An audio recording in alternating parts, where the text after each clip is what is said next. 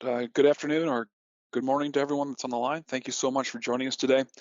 Um, we're going to be going over a little bit of history on ransomware, on encryption type malware, and then we're going to turn it over to our special guest David Clapp, and he's going to walk through some very specific tactics that you can use leveraging semantic technology to go after and push back and fight back and take down this malware that seems to be grabbing a lot of headlines in the recent news. But as you're going to find out here in a little bit, it's been around for quite a while.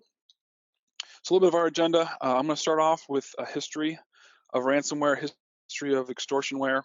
We talk a little bit about the rise and some of the trending data that we're seeing, that Symantec is seeing. And then, like I say, we'll turn it over to David, and he'll talk Symantec's ATP and specifically the Locky variant of this threat. So if you take a step back and look at the progress of this type of malware, it's been very businesslike. As I was doing some of the research and reviewing some of my notes on extortionware, the tactics have changed quite a bit.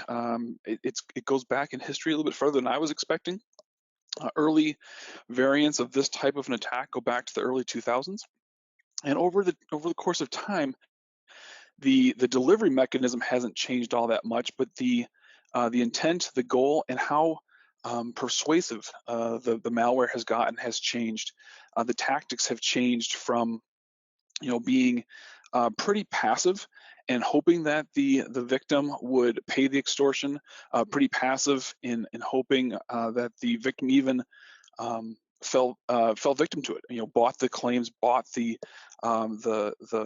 story, if you will, of what the malware was trying to get across. To today, where it's really in your face with the encryption component of it. You can't ignore what's happening. So we're going to walk through a little bit of that history. I'm going to start off a little bit. Hopefully, no one on the line has spent some time in their past doing level 1 malware remediation or worked in security operations centers. I do have some screenshots that might bring back flashbacks of malware fights that you've had in the past. All right, so jumping into it, this first screenshot is an actual shot of a strain of extortionware that's been tapped fake AV. If you've been working in this industry back in the mid 2000s, fake AV was pretty rampant. This particular screenshot is of a quote unquote piece of software called Nortel. Obviously, the malware writer was trying to play off of the Norton brand. A lot of the imagery here, a lot of the icons, a lot of the look and feel of this GUI, it's supposed to remind the user of what was widely known, or what still is widely known as a consumer grade, Norton product. The whole point here, you get infected through the normal means, drive-by malware, attachments and email, et cetera, but the whole point here was to scare the user into thinking that they had a bug on their machine, show them a whole bunch of information that was most likely completely falsified. They might find, I saw instances of this back in my history, where it would list particular files on my device, and the file was there. It wasn't malicious, but it would call out some DLL that you might find in the Windows system folder. The user goes to check to see if it's there. Oh my goodness, it's there. I better do something. So the whole point of this type of malware was to get the user to act without thinking, react in a way that was conducive to the attacker, and get them to pay the ransom. Back in this time period, 2008, 2009, the going rate was somewhere between $40 and $100. What the attacker was selling was a quote unquote service. Some of these fake AV instances, actually, you could have bought a multi-year service plan to go along with it. Of course, it was completely bogus, but it was running pretty rampant. I remember getting plenty of calls from friends and family that would get this type of pop-up, and they'd be a little bit of shocked into what was happening. What the malware writers quickly realized was, one, the payment vehicle to get paid on this kind of thing was cumbersome, and it wasn't really well thought out, and there wasn't really an easy way to get paid on this. Or if they tried using credit cards and that kind of thing, it was traceable. and something that would expose them to being possibly found out.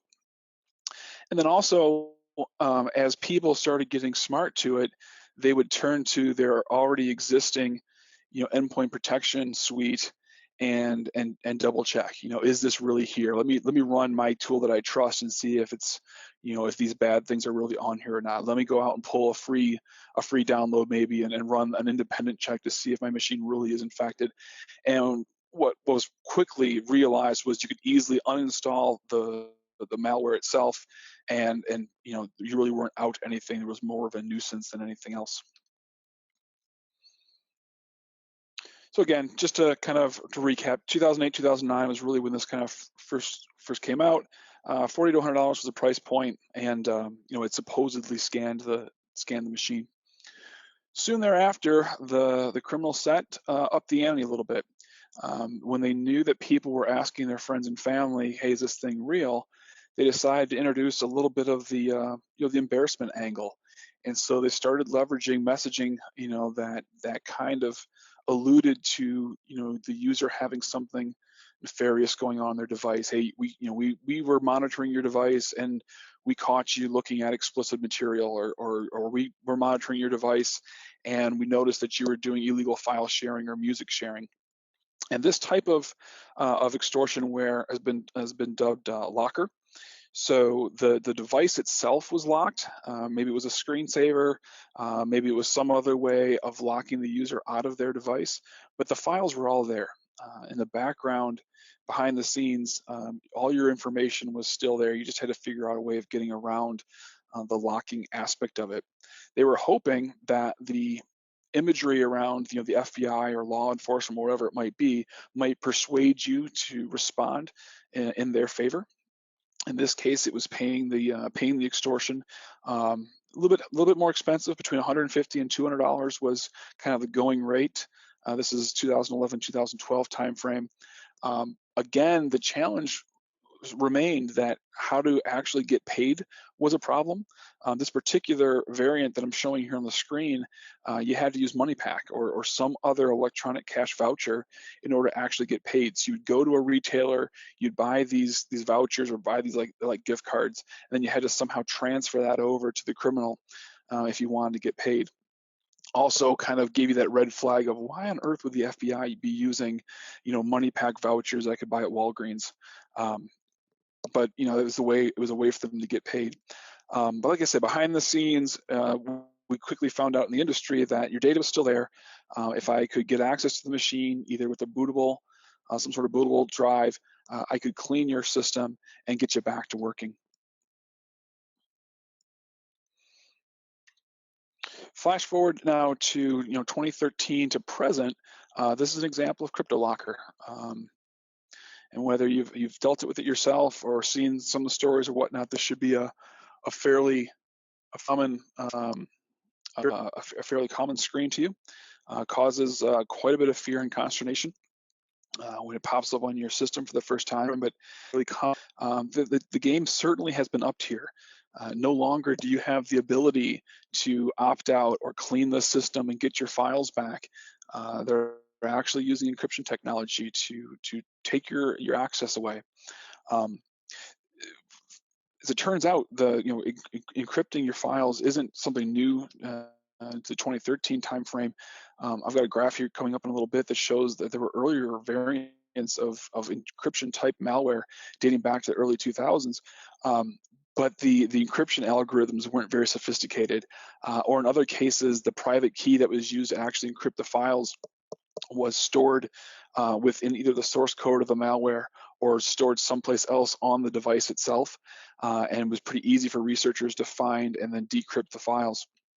That's changed now. It's gotten sophisticated. It's gotten to the point where if you want your files back, your best bet may be to pay that ransom, depending on what other controls you might have in place. Bitcoin now is kind of the preferred mechanism for getting paid out. It's easy, it's anonymous. It's a way for the criminals themselves to actually get paid on this thing. The dollar amount has gone up again. It's about a $300 average $300 ransom. on the consumer side. When you start looking at some of the cases of the corporate cases, the corporate infections that have happened, the dollar amount is much, much higher. But on the individual case basis, it's about $300.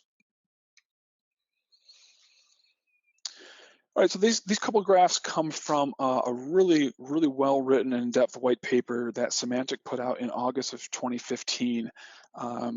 A simple Google search for the evolution of ransomware, and Symantec will get you the full paper. A couple of things that I found pretty interesting about these graphs. First of all, extortion malware has been around for a while, over 10 years now. We've been dealing with this type of an attack where you're blending the social engineering aspect, you're blending that fear, we're blending, trying to get you to act without really thinking into this infection, with the whole point of monetizing it and making money off this activity.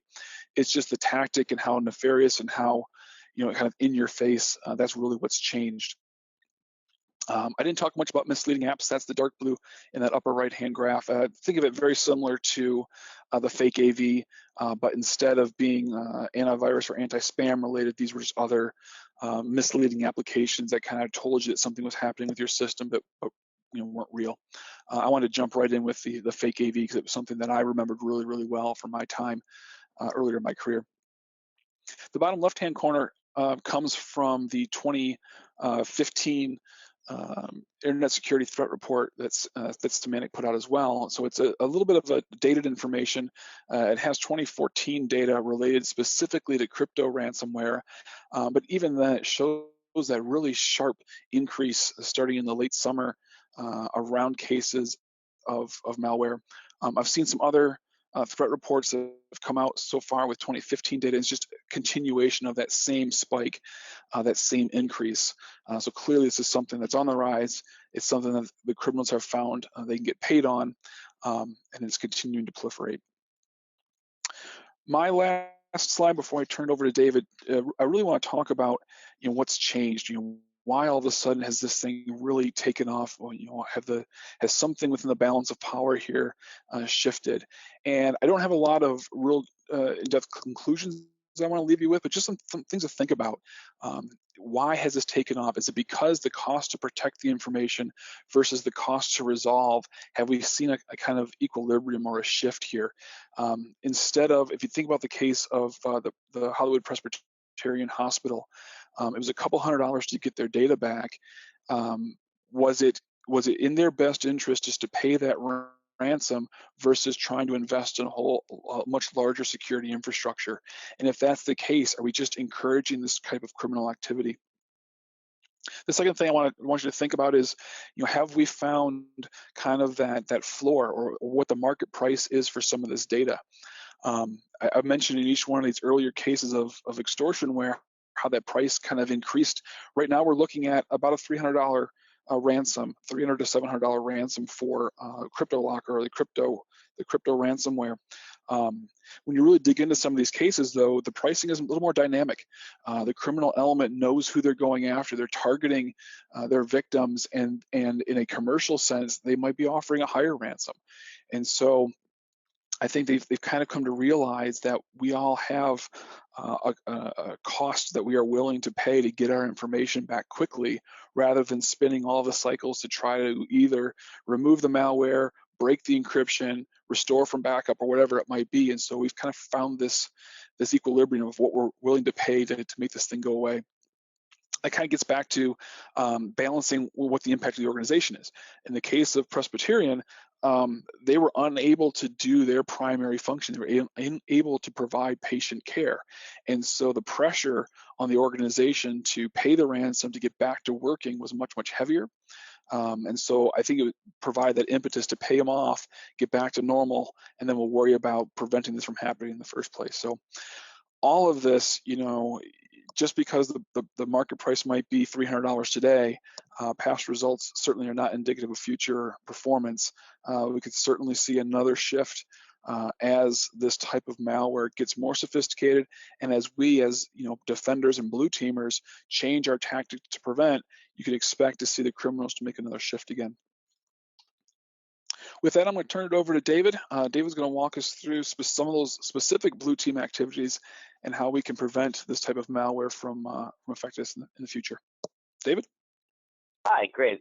Thank you very much, John. Again, my name is David Clapp, Security Solution Systems Engineer from Symantec, with a focus on healthcare vertical. So today's agenda that I'm going to cover is basically Symantec ATP, or Advanced Threat Protection, versus Locky, which is very much an advanced persistent threat. And we're going to cover an agenda here. It's going to be a bit wrestling themed. I grew up with wrestling. We'll want to spice this up a little bit. But we're first going to start and take a look at some of the things John was talking about with Hollywood Presbyterian Medical.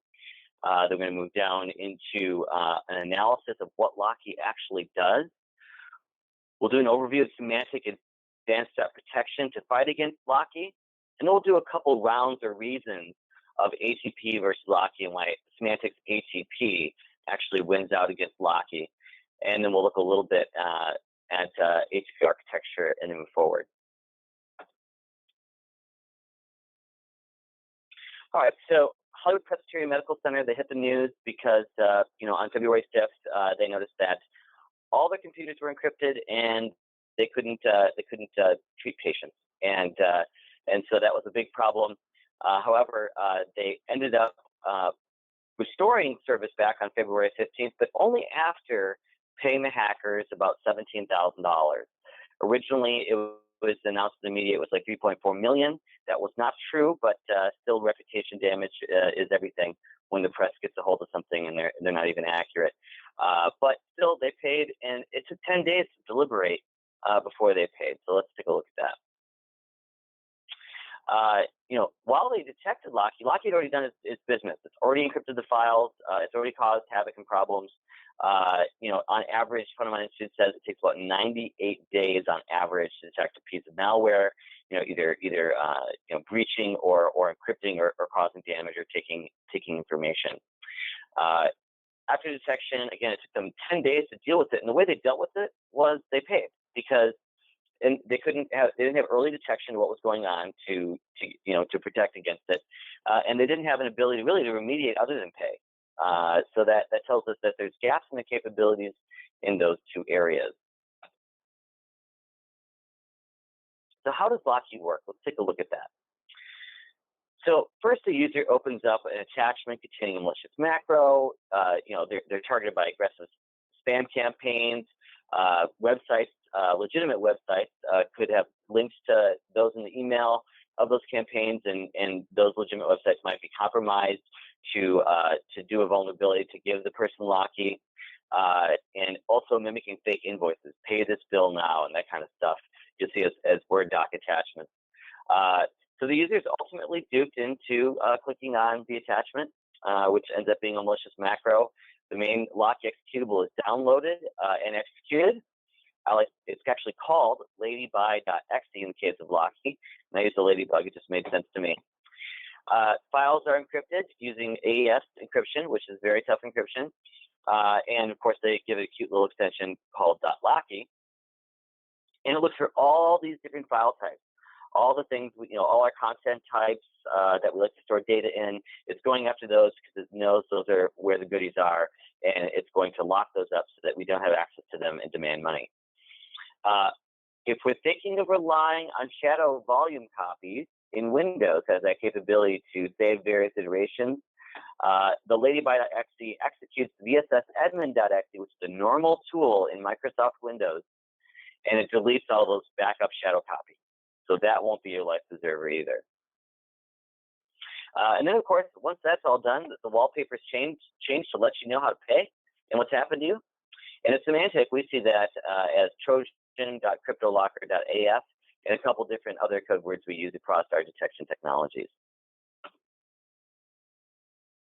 So there's all these indicators of compromise. They get through a web or from the email or from a file. They all converge down to that endpoint. Wherever it's getting in, leaving behind indicators of compromise, and it gets very frustrating for us to be able to find out where all those indicators of compromise are. And at the end of the day, we feel like it's a 3-on-1 handicap. It's coming in at the network, it's coming in at the email, and it's coming into the endpoint. And just like this guy in this picture right here, it's not fair, and it makes us actually pretty mad that it's happening. And we get mad like the Hulk, right? We don't know what to do, but luckily Symantec made advanced threat protection. Let's take a look at what that is. Prevention alone ultimately is not enough.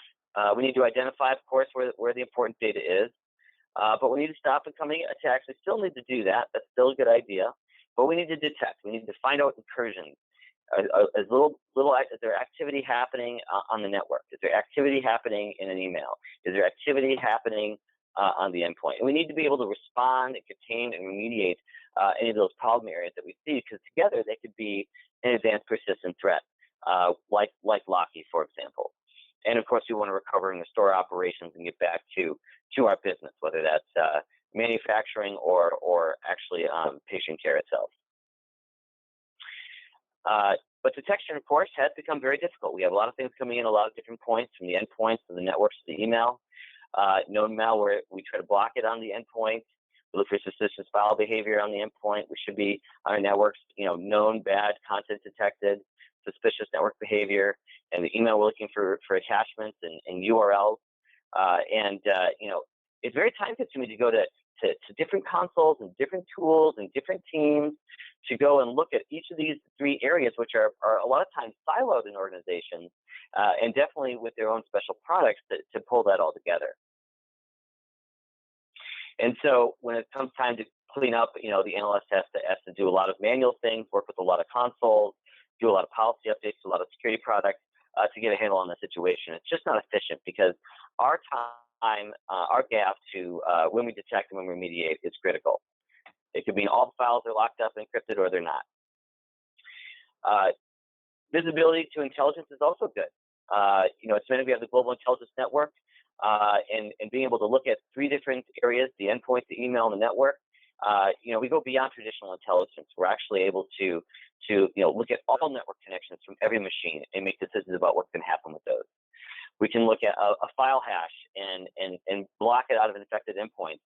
We can categorize malware and prioritize it, because Symantec has 25 years experience looking at malware. We know which ones are more dangerous than others.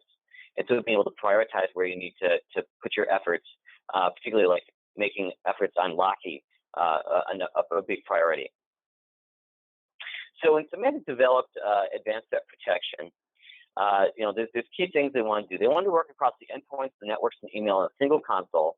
And our customers said they want to be able to uncover what's going on. They want to be able to prioritize what matters most in terms of the threats. They want to remediate fast in the same console, and they want to leverage their existing investments. And that is what Symantec Advanced Threat Protection does for folks.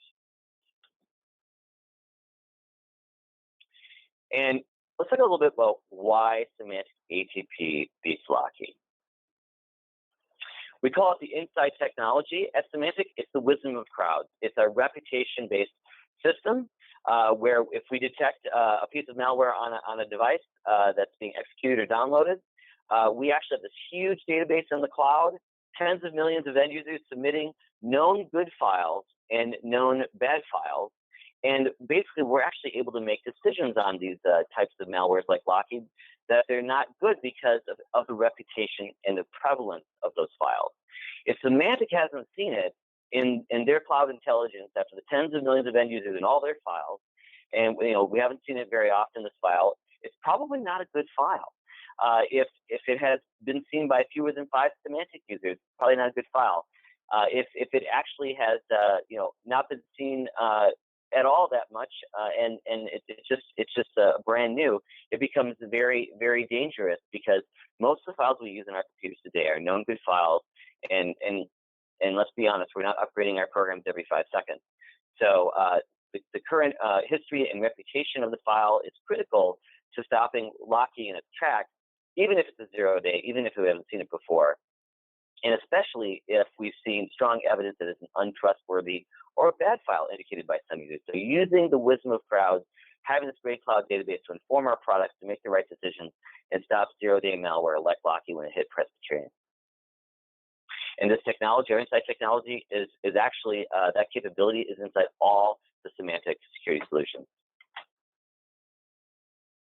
Another reason why Symantec Advanced Threat Protection can beat Locky is because we use heuristics.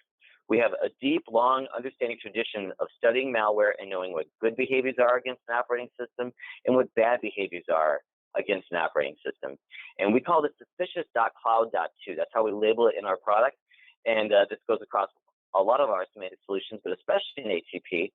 And we can detect this malicious software because even as it mutates and morphs, it's always trying to go after the different pieces of the OS and the operating system and applications that is very suspicious. We don't think that it's a very good idea, and we rank and score these, and then we make a determination that, yes, this is a high-risk behavior. We need to stop this application from doing anything, and we shut it down before it creates any damage pre-execution.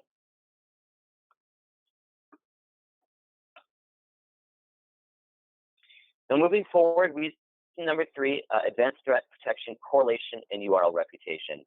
In our advanced threat protection console, which we can, CBI, Symantec can do a great demo on advanced threat protection for you. We can show you this beautiful single console experience.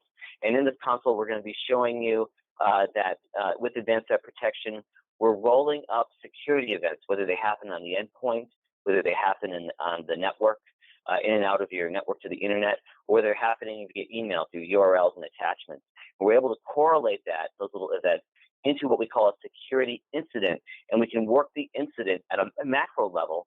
So we're doing things like blocking an attachment across a file attachment that blocks from attachments in email, blocks it at the endpoint from getting on a hard drive, and blocks it from floating around the network.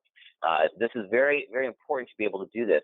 We're also able to bring in URL reputation because Symantec has our global intelligence network. We know all the bad URLs out there, and we bring that intelligence to you in our product to help you triage and remediate these security incidences by being able to block and to control what's going on here. And just by looking at all these events, we can roll this up and we can say, yes, this is malicious. These are bad security events that are going on. We're going to create a security incident, and that incident needs to be worked, and we're going to have macro capability to. This is unique to Symantec ATP. We're pulling the different components together. You don't have multiple consoles to use, and we're really bringing that your capability to remediate, to stop things at the endpoint and at the email and across the network from a single console.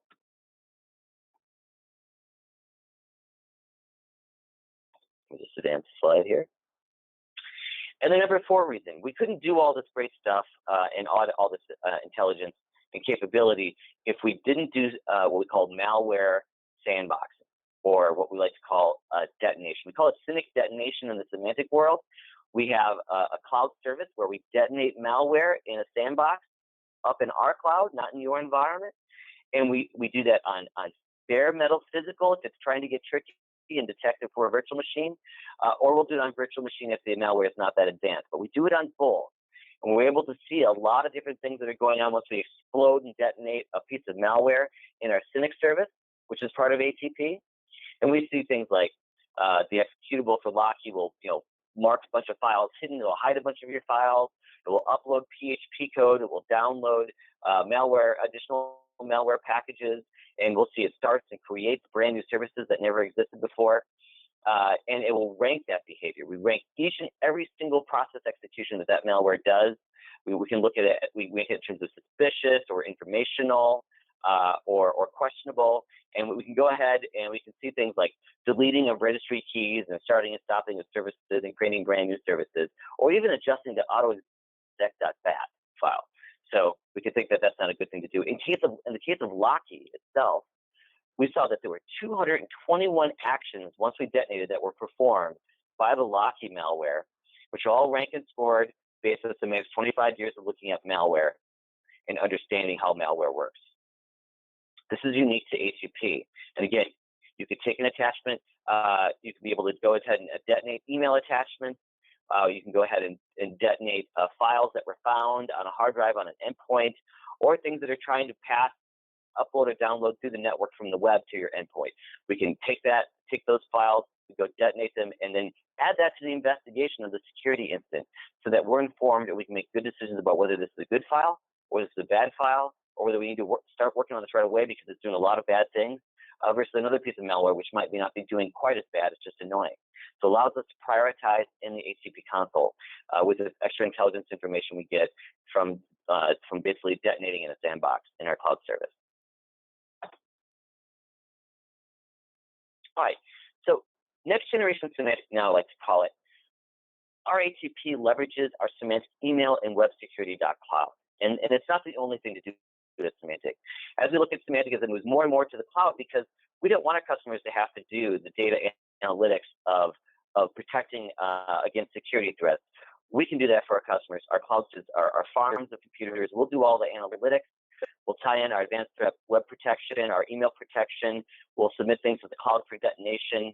And we're going to leverage the semantic email and web security cloud. They're like an email and web security gateway in the cloud for you.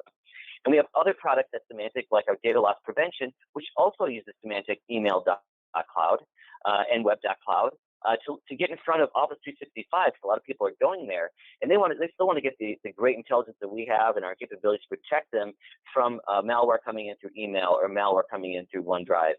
And we also need to be able to use that service as well to be able to prevent data leakage through the cloud providers like Office 365 that we are more and more using every day and signing new contracts to use every day. So you can see this next generation semantic is very exciting. And of course, our semantic email and web security.cloud is its own product by itself, even though we use parts of it to make our ATP and our DLP happen. We can use email security.cloud to protect against spam, malware, control content that's coming through the email in and out. And then of course, we can provide advanced encryption for emails going in and out. For example, TLS encryption or pickup portal for encrypted emails to encrypted PDFs. So all this is going to the cloud, and I see it more and more all the time with Symantec. And our dominance on the endpoint. Symantec really cares about the endpoint. We've got DLP on the endpoint. We have our Symantec endpoint encryption suite on the endpoint. We've got ATP, of course, endpoint, which I talked about. We have data center security for clients. We've got endpoint protection, Symantec endpoint protection, which is part of ATP endpoint. We've got unified endpoint protection, and we've got client management suite, which is all focused on the endpoint. So really the endpoint is very important. It's a very important battleground. We see that for the attackers and for our solutions group to protect you against those threats and those attackers. All right, we're hand it off back off to John. Thank you. Thank you so much, David. Just to kind of wrap this up and add a couple more pieces of things to think about.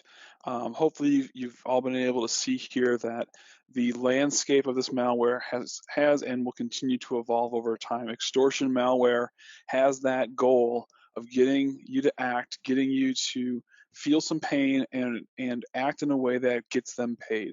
The goal as defenders, the goal as us as blue teamers, is to figure out a way to, one, keep it off our system, and to do that, we've got to get a different set of tools to be able to identify the information sooner, identify that it's malicious, identify that it's something that we haven't seen before. And the combination of ATP together with the traditional endpoint protection suite will kind of bring that together and give you that visibility and that defense that you need. A couple other things that I'd like to hit on here. First of all, if you want to talk to CBI more about this, on the screen is the email address for our security strategist group, the telephone number of how to get a hold of us. This webinar will be available to you in the next couple of days. You'll get an email from us with access to our on-demand website that will have a PDF version of the webinar materials together with a recording of the webinar if you want to go back and listen to it again. A couple other things that the CBI brings together with our partners like Symantec. We've got a managed Symantec endpoint protection service where we are able to manage your endpoint protection suite on your behalf, keep it up, keep it tuned, respond to events as we see them. So we'd be happy to talk to you about that.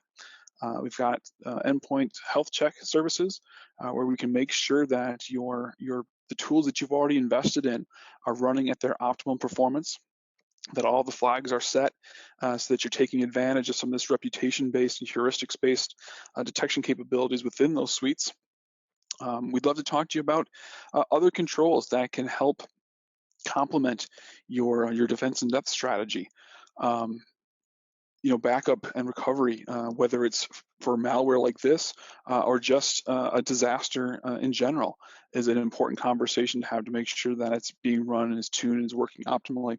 And then lastly, CBI is a full service IT risk management company. If it's appropriate separate, I think the conversation should start at an overall control assessment. What does your current risk posture look like? How can you leverage former CISOs like myself, some other people that are on my strategist team? We can come in, we can evaluate your current security posture and make overall recommendations for how you can improve. Specific to this type of malware, we've got an incident response readiness program where we can do a custom threat model.